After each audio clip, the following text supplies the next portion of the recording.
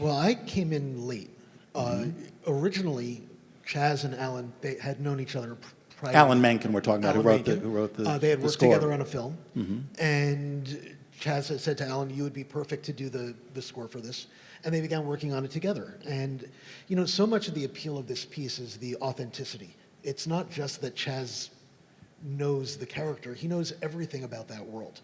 Every piece of slang, what cars they would drive, what people ate, all the people on the street.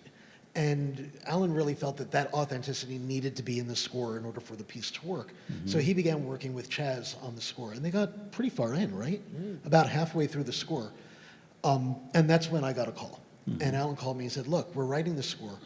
It's a great pop score, and we're loving the pop feel of it, but it's not quite feeling like a theatrical score. How would you feel about coming in, not as the lyricist, but as sort of the like lyric whisperer, who can just sort of take the songs that feel like they're not quite theatrical yet and just help shape them and mold them so that they fit into the script and drive the story forward?" And I came in, and we would all sit together in the room, and I would listen to what was going on. And little by little, I began not just listening to what they were doing and making changes, but adding my own.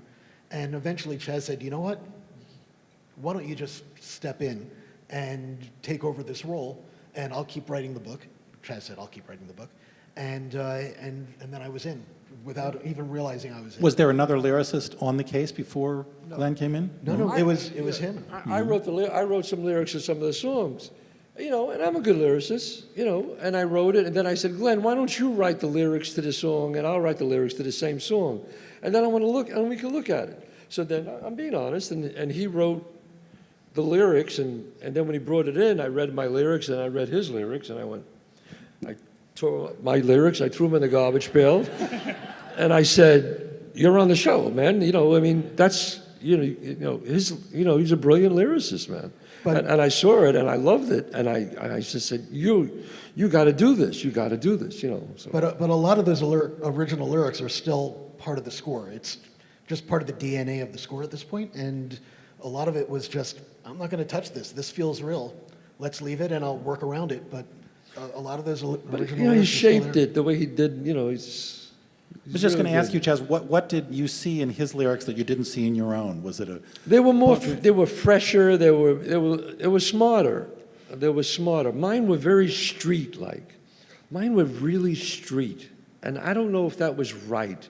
His were fresher, and he said it in a very smart way, and I just thought it was better, and I wanted to concentrate on the book, and his, you know, he's a lyricist. That's why he's been nominated for 3 Tonys. You know, I mean, come on, you know, it was really good, and I think, and I always tell people, you know, I mean.